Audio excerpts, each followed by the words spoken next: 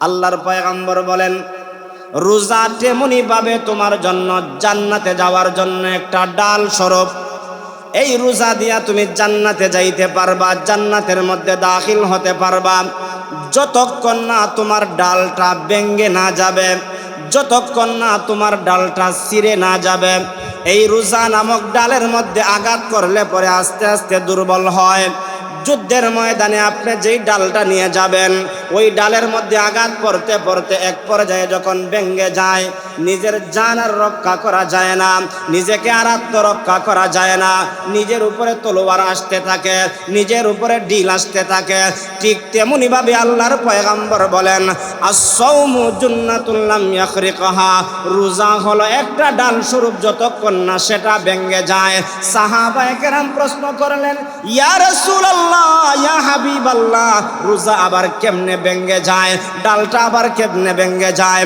আল্লাহর পয়গম্বর বলেন, আত্মরক্ষা থেকে যেরকম ভাবে বাঁচতে হলে ডালটাকে মজবুত রাখতে হয়, রোজাটাও তোমার মজবুত রাখতে হলে গীবত থেকে বাঁচতে হয়, এরকম ভাবে সমালোচনা থেকে বাঁচতে হয়, পরনিন্দা থেকে বাঁচতে হয়, গুনাহ থেকে বাঁচতে হয়।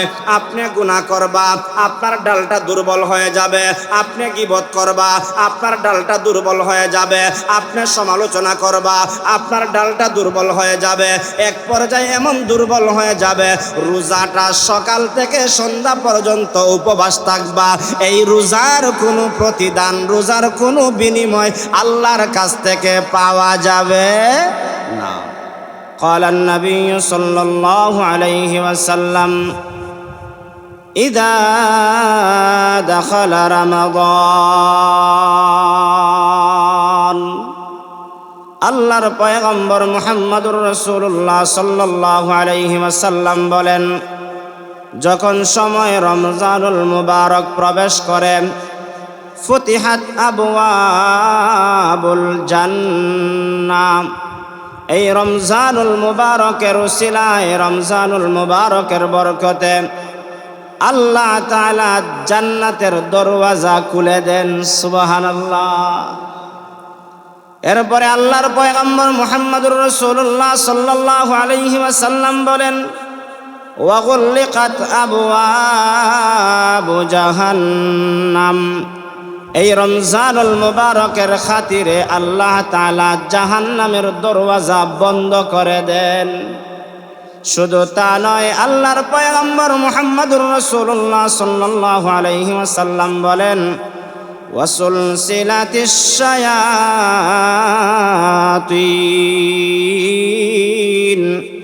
রমজানুল মুবারকের বরকতে আল্লাহ তাআলা শয়তান ইবলিসদেরকে আল্লাহ তাআলা বন্দী করে রাখেন।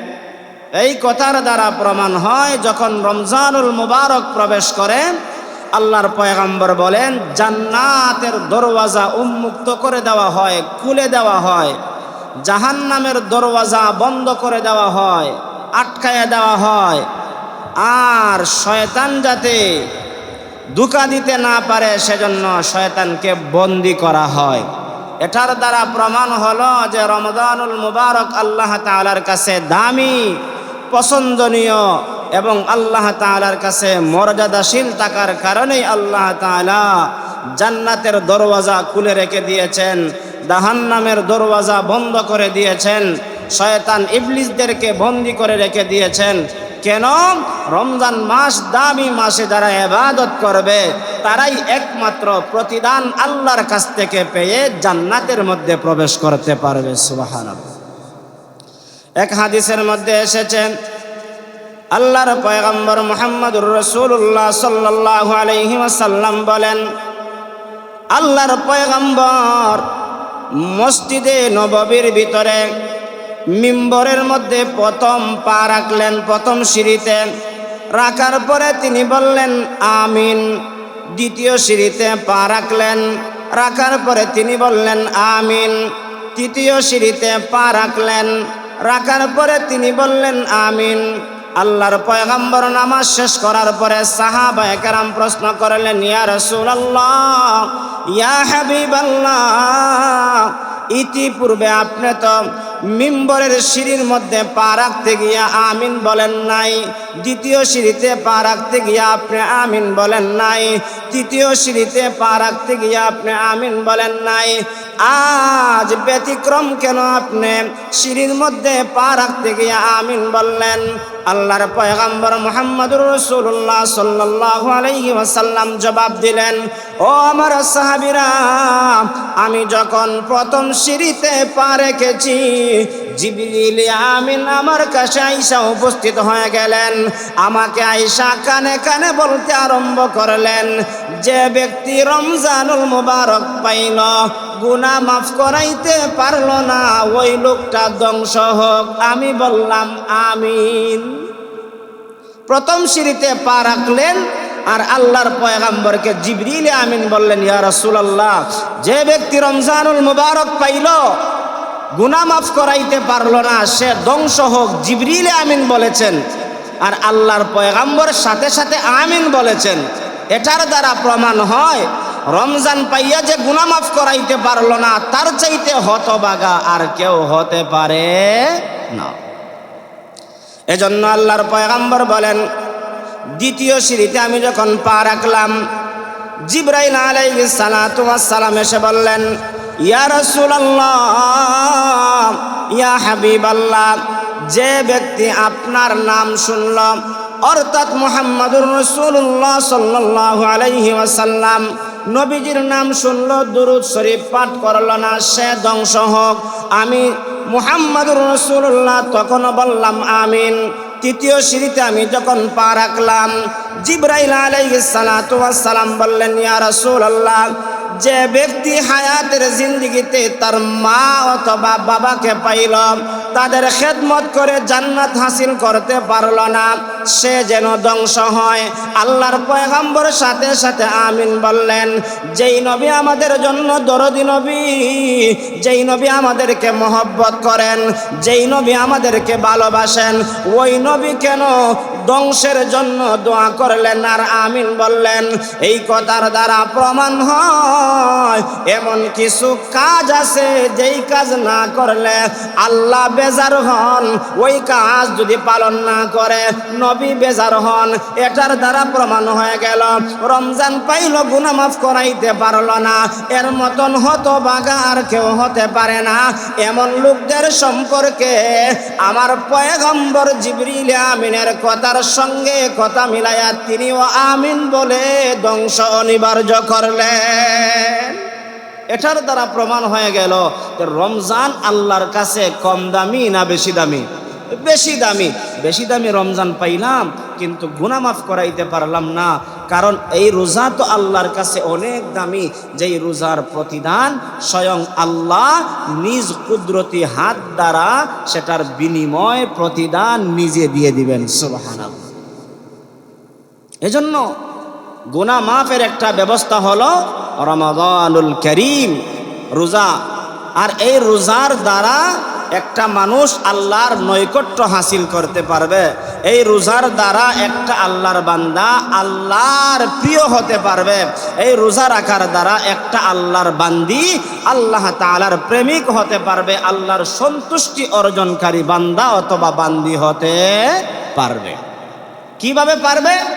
আল্লাহর পয়গম্বর মুহাম্মদুর রাসূলুল্লাহ সাল্লাল্লাহু আলাইহি ওয়াসাল্লাম বলেন, মান সামা রমাদান ঈমানান ওয়া ইহতিসাবা গুফিরা লাহু মা তাকদ্দামা মিন যামবি আও কামা ক্বালা an-নবী আলাইহিস সালাতু ওয়াস সালাম।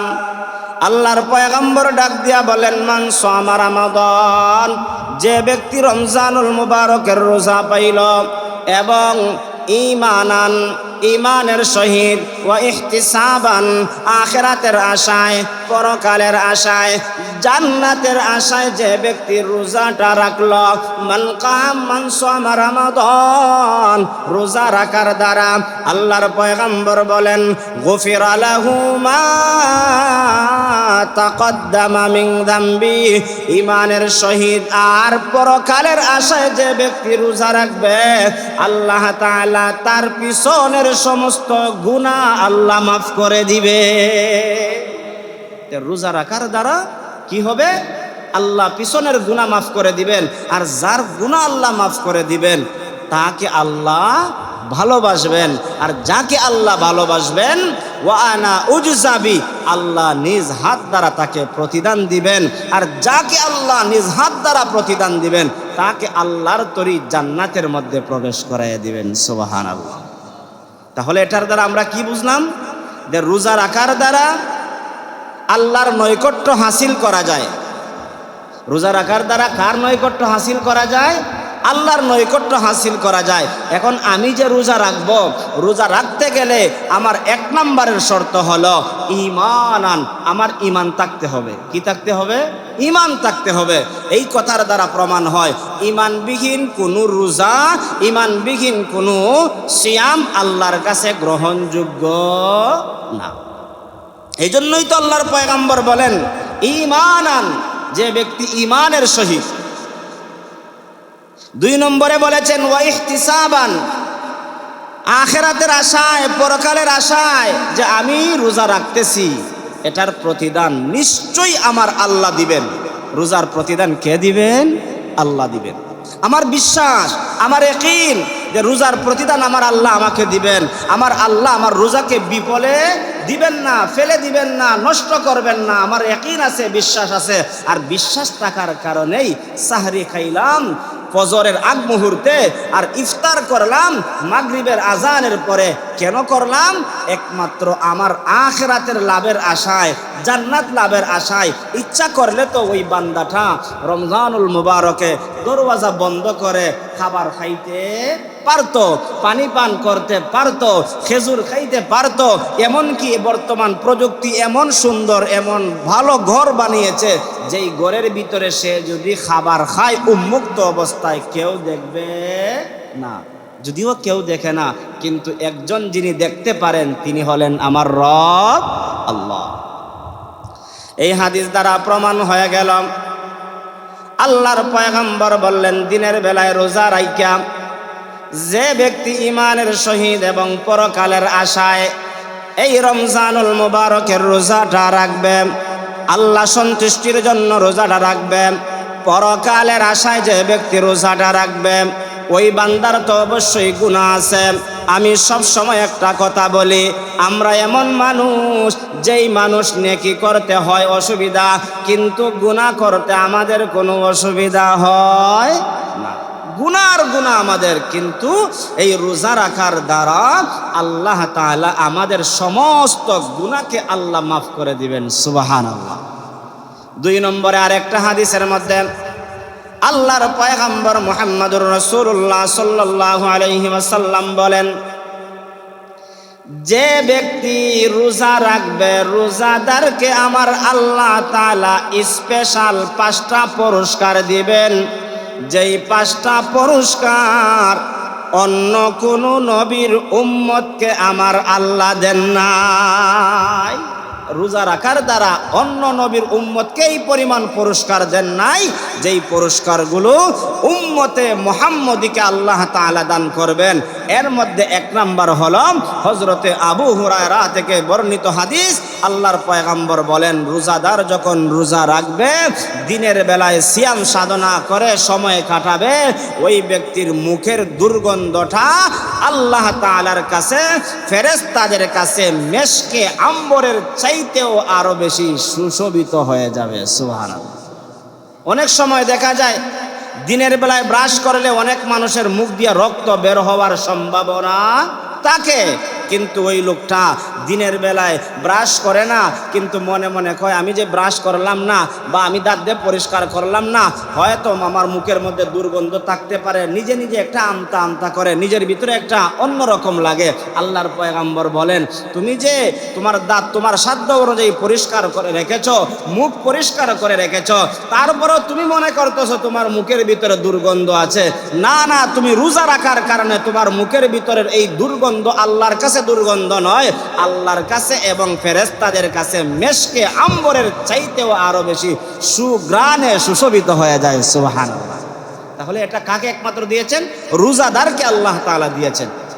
বলেন নাই বেরোজাদারের মুখের দুর্গন্ধ মেশকে আম্বরের মতন, বলেছেন রোজাদারের মুখের দুর্গন্ধ মেশকে আম্বরের চাইতেও আরো বেশি সুগন্ধ, এমন সুগন্ধ যেই সুগন্ধের দ্বারা আশপাশ সহ সব জায়গায় সুশোভিত হয়ে যায়, মানুষ মুখরিত হয়ে যায়। এমন রোজাদারের মুখের দুর্গন্ধটাকে দামি বানায়া দিয়েছেন কে? আল্লাহ। 2 নম্বরে রোজাদারকে আল্লাহর পয়গম্বর বলেন পুরস্কার আল্লাহ তাআলা দিবেন। রোজাদার সাহরি খাইল, সাহরি খাইয়া সারাদিন সে উপবাস থাকল, খাবার খাইল না, পানি পান করল না, বৈধ স্ত্রীর সঙ্গে সঙ্গম করল না, সময় কাটাইল, ইফতার পর্যন্ত যে সময়টা কাটাইল আল্লাহ তাআলার সন্তুষ্টির জন্য, ওই আল্লাহর বান্দা অথবা বান্দির জন্য, রোজাদার ব্যক্তির জন্য ফেরেশতা এবং সমুদ্রের মাছ এবং উপরের সমস্ত পিপিলিকা রোজাদারের জন্য আল্লাহ তাআলার দরবারে ক্ষমা প্রার্থনা করতে থাকে। একজন রোজাদারের জন্য কি করে? ফেরেশতাও আল্লাহর কাছে ক্ষমা প্রার্থনা করে, আল্লাহ আপনার বান্দা রোজা রেখেছে, আপনি তাকে মাফ করে দেন। সমুদ্রের মাছ আল্লাহর কাছে দোয়া করে, আল্লাহ আপনার বান্দা রোজা রেখেছে, আপনার বান্দাকে আপনি মাফ করে দেন। পিপিলিকা আল্লাহর কাছে দোয়া করে, আল্লাহ আপনার বান্দাটা রোজা রেখেছে, আপনার বান্দারে আপনি কি করে দেন? মাফ করে দেন। আজকে তো আপনি কয়জন মানুষকে একত্রিত করে দোয়া করাইতে পারবেন?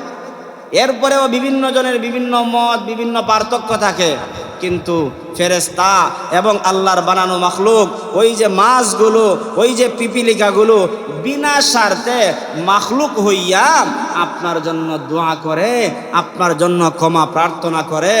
ওই ব্যক্তির চাইতে ভাগ্যবান আর কেউ হতে পারে না, যেই ব্যক্তির জন্য সমুদ্রের মাছ বান্দার জন্য দোয়া করে। সুবহানাল্লাহ। একমাত্র রোজা রাখার বিনিময়ে সেটা পাওয়া যাবে। 3 নম্বরে আল্লাহর পয়গম্বর বলেন রোজাদারের জন্য জান্নাতের মধ্যে একটা ঘর থাকবে, একটা বালাখানা থাকবে, একটা বিল্ডিং থাকবে, যেই বিল্ডিং এর ভিতরে অনেক রুম, অনেক ফ্ল্যাট থাকবে, যেইগুলো রোজাদারের জন্য প্রত্যেক দিন আল্লাহর বানানো ফেরেশতারা সাজায়া রাখবে, সুসজ্জিত করে রাখবে, পরিপাটি করে রাখবে, আশ্রয়ে রাখবে, আর বলবে, ও বান্দা দুনিয়াতে তুমি আল্লাহ সন্তুষ্টির জন্য রোজা রাখতেছ, মরতে দেরি ওই যে বালাখানা আমরা সাজায়া রাখতেছি, মরার সাথে সাথে এই বালাখানা তোমার নামে রেজিস্ট্রি করে দেওয়া হবে। সুবহানাল্লাহ। জান্নাতের মধ্যে এই বালাখানা একমাত্র আল্লাহ রোজাদারকে দিবেন। তে এই বালাখানা, দুনিয়ার বালাখানা আজ আছে কাল নাই, দুনিয়ার বিল্ডিং আজ আছে কাল নাই, দুনিয়ার রুম এরকম ভাবে আজকে সুসজ্জিত করে রাখলে 1 মাস 1 বছর 2 বছর পরে বিল্ডিং এর ভিতরের রুমের ভিতরের আসবাবপত্রগুলো নষ্ট হয়ে যেতে পারে, কিন্তু আপনার জন্য রোজাদারের জন্য যেই ঘরটা, যেই রুমটা সুসজ্জিত করা হবে, এই রুমের ফার্নিচার নষ্ট হবে না, এই রুমের ভিতরে যা যা থাকবে কোনো কিছুই ধ্বংস হবে না, নষ্ট হবে না, সবগুলোকে সুন্দর করে সুসজ্জিত করে রাখবেন একমাত্র রোজাদার ব্যক্তির জন্য। সুবহানাল্লাহ। 4 নাম্বার হলো আল্লাহর পয়গম্বর বলেন রোজাদারকে যাতে করে শয়তান ধোঁকা দিতে না পারে, রোজাদারকে যাতে করে শয়তান কুমন্ত্রণা দিতে না পারে, সেজন্য এই বড় বড় ইবলিসদেরকে আল্লাহ তাআলা রোজাদারের রোজা ঠিক রাখার জন্য ইবলিসদেরকে বন্দী করে রাখবেন, শিকল দিয়া বেঁধে রাখবেন, যাতে করে রোজাদারের রোজার মধ্যে কোনো ব্যাঘাত ঘটাইতে না পারে। 5 নাম্বার হলো আল্লাহর পয়গম্বর মুহাম্মদুর রাসূলুল্লাহ সাল্লাল্লাহু আলাইহি ওয়াসাল্লাম বলেন রোজাদারের জন্য রোজার শেষ প্রান্তে আল্লাহ তাআলা ক্ষমার ঘোষণা করে দিবে। সুবহানাল্লাহ। আসেনি 5টা পুরস্কার, যেটা অন্য কোনো নবীকে দেওয়া হয় নাই, অন্য কোনো নবীর উম্মতকে দেওয়া হয় নাই। একমাত্র উম্মতে মুহাম্মদীকে দেওয়া হয়েছে। এক নাম্বার হলো রোজাদারের মুখের দুর্গন্ধ মেশকে আম্বরের চাইতেও বেশি সুঘ্রাণ হয়ে যায়। 2 নাম্বার হলো রোজাদারের জন্য কি করা হয়? পিপিলিকা, ফেরেশতা এবং সমুদ্রের মাছগুলো কি করে? রোজাদারের জন্য দোয়া করে, মাগফিরাত কামনা করে। 3 নাম্বার হলো রোজাদারের জন্য জান্নাতের বালাখানাটা প্রত্যেক দিন সুসজ্জিত করা হয়, এরকমভাবে পরিপাটি করা হয় একমাত্র রোজাদারের জন্য। রোজাদার মরবে আর জান্নাতের মধ্যে সেই বালাখানার মালিক হয়ে যাবে। সুবহানাল্লাহ। 4 নাম্বার হলো আল্লাহর পয়গম্বর বলেন রোজাদারের জন্য বড় বড় ইবলিসদেরকে বন্দী করে রাখবেন, যাতে করে রোজাদারকে কুমন্ত্রণা দিতে না পারে। 5 নাম্বার হলো রমজানের শেষ দিকে আল্লাহ তাআলা রোজাদারকে একটা পুরস্কার দিবেন। পুরস্কারটা হলো আল্লাহ তাআলা রোজাদারদেরকে ক্ষমার ঘোষণা করে দিবেন। সুবহানাল্লাহ। তাহলে আমরা যদি আল্লাহর কাছ থেকে এই পুরস্কার পেতে চাই, আমরা যদি আল্লাহ তাআলার কাছ থেকে সেটার বিনিময় পেতে চাই, তাহলে অবশ্যই অবশ্যই আমাদেরকে রোজা রাখা রাখবে। রোজা রাখলে কি লাভ? রোজার প্রতিদান দিবেন একমাত্র কে? আল্লাহ। এখন আমরা রোজা রাখি, কোন মানুষের রোজা আছে যেই রোজা রাখলো কিন্তু সারাদিন উপবাস, সেটার কোনো সওয়াব নাই। হাদিসে আল্লাহর পয়গম্বর বললেন কি? রোজা আল্লাহর জন্য আর রোজার প্রতিদান আল্লাহ দিবেন। আরেক হাদিসের মধ্যে এসেছে আল্লাহর পয়গম্বর বলেন যে রোজা ডাল স্বরূপ। রোজা কি স্বরূপ? রোজা ডাল স্বরূপ। যতক্ষণ না সেই ডালটাকে ধ্বংস করে দেওয়া না হয়, ছিঁড়ে ফেলা না হয়, ভেঙে ফেলা না হয়, ততক্ষণ পর্যন্ত রোজাটা ডাল স্বরূপ থাকবে। আল্লাহর পয়গম্বর বলেন আস-সাওমু জুন্নাতুন লাম ইয়াখরিকাহা। রোজাটা হলো ডাল স্বরূপ। একটা মানুষ যদি যুদ্ধের ময়দানে যায়, তার কাছে একটা ডাল থাকে বা একটা তলোয়ার থাকে, ওই ডাল দিয়ে সে নিজেকে আত্মরক্ষা করে। কি করে? আত্মরক্ষা করে, নিজের জান বাঁচাইতে চায়। আল্লাহর পয়গম্বর বলেন রোজা তেমনি ভাবে তোমার জন্য জান্নাতে যাওয়ার জন্য একটা ডাল স্বরূপ। এই রোজা দিয়া তুমি জান্নাতে যাইতে পারবা, জান্নাতের মধ্যে দাখিল হতে পারবা, যতক্ষণ না তোমার ডালটা ভেঙে না যাবে, যতক্ষণ না তোমার ডালটা ছিঁড়ে না যাবে। এই রোজা নামক ডালের মধ্যে আঘাত করলে পরে আস্তে আস্তে দুর্বল হয়। যুদ্ধের ময়দানে আপনি যেই ডালটা নিয়ে যাবেন, ওই ডালের মধ্যে আঘাত পড়তে পড়তে এক পর্যায়ে যখন ভেঙে যায়, নিজের জান আর রক্ষা করা যায় না, নিজেকে আর আত্মরক্ষা করা যায় না, নিজের উপরে তলোয়ার আসতে থাকে, নিজের উপরে ঢিল আসতে থাকে। ঠিক তেমনি ভাবে আল্লাহর পয়গম্বর বলেন আস-সাওমু জুন্নাতুল লাম ইয়াখরিকাহা। রোজা হলো একটা ডাল স্বরূপ, যতক্ষণ না সেটা ভেঙে যায়। সাহাবায়ে কেরাম প্রশ্ন করলেন ইয়া রাসূলুল্লাহ, ইয়া হাবিবাল্লাহ, রোজা আবার কেমনে ভেঙে যায়? ডালটা আবার কেমনে ভেঙে যায়? আল্লাহর পয়গম্বর বলেন আত্মরক্ষা থেকে যেরকম ভাবে বাঁচতে হলে ডালটাকে মজবুত রাখতে হয়, রোজাটাও তোমার মজবুত রাখতে হলে গীবত থেকে বাঁচতে হয়, এরকম ভাবে সমালোচনা থেকে বাঁচতে হয়, পরনিন্দা থেকে বাঁচতে হয়, গুনাহ থেকে বাঁচতে হয়। আপনি গুনাহ করবা, আপনার ডালটা দুর্বল হয়ে যাবে। আপনি গীবত করবা, আপনার ডালটা দুর্বল হয়ে যাবে। আপনি সমালোচনা করবা, আপনার ডালটা দুর্বল হয়ে যাবে। এক পর্যায়ে এমন দুর্বল হয়ে যাবে, রোজাটা সকাল থেকে সন্ধ্যা পর্যন্ত উপবাস থাকবা। এই রোজার কোনো প্রতিদান, রোজার কোনো বিনিময় আল্লাহর কাছ থেকে পাওয়া যাবে না। কেন পাওয়া যাবে না? আমার যে রোজা নামক ডালটা ছিল, সেই ডালটারে আমি গীবত করে দুর্বল করে ফেলেছি। আমার যে রোজা নামক ডালটা ছিল, আমি অন্যায় করে দুর্বল করে ফেলেছি, সমালোচনা করে আমি দুর্বল করে ফেলেছি। আল্লাহর পয়গম্বর তো বলেছেন যে আস-সাওমু লি ওয়া আনা উজজাবি, রোজা আমার জন্য আর রোজার প্রতিদান আমি দিব। আর এই হাদিসে নবীজি বললেন আস-সাওমু জুন্নাতুন লাম ইয়াখরিকাহা, রোজা হলো ডাল স্বরূপ, যতক্ষণ না সে সেটাকে ভেঙে ফেলে। আমি আমার রোজা নামক ডালটাকে কি দিয়ে ভাঙলাম? অন্যায়ের দ্বারা। আমি আমার রোজাটাকে কি দিয়া বাংলাম? সমালোচনার দ্বারা। আমি আমার রোজাটাকে কি দিয়া বাংলাম? গীবত করার দ্বারা। আমি আমার রোজাটাকে কি দিয়া বাংলাম? মিথ্যা কথা বলার দ্বারা। এজন্য ফুকাহায়ে কেরাম বলেছেন, রোজার দিনে রমাদানুল কারিমে যত পারা যায় আলাদা থাকার চেষ্টা করবা, পৃথক থাকার চেষ্টা করবা। 2 জন 4 জন এক জায়গায় হইলেই একটা সমালোচনা হয়, 2 জন 4 জন এক জায়গায় হইলেই মিথ্যার আশ্রয় নিতে হয়, 2 জন 4 জন এক জায়গায় হইলেই দেখা যায় আরেকজনের গীবত করা হয়। আর গীবত করার দ্বারা তোমার রোজা নামক ডালটা কি হয়ে যায়? দুর্বল হয়ে যায়। এজন্য রোজার প্রতিদান পেতে হলে রোজা নামক ডালটাকে মজবুত রাখতে হবে। কি রাখতে হবে? মজবুত রাখতে হবে। আর মজবুত থেকে দুর্বল কখন হয়? যখনই আমি গুনাহ করি। গুনাহ বলতে ব্যাখ্যা দিয়েছেন, মিথ্যা কথা বলা সব না গুনাহ। আরো জোরে বলেন।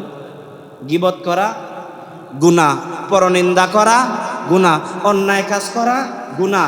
এগুলো থেকে বাঁচতে হলে নিজেকে আড়াল রাখতে হবে, নিজেকে পৃথক রাখতে হবে, নিজেকে একা একই রাখতে হবে। যতটুকু পারেন ইবাদত করেন, তাসবিহ তাহলিল আদায় করেন, কোরআন তেলাওয়াত করেন, জিকির আজকার করেন।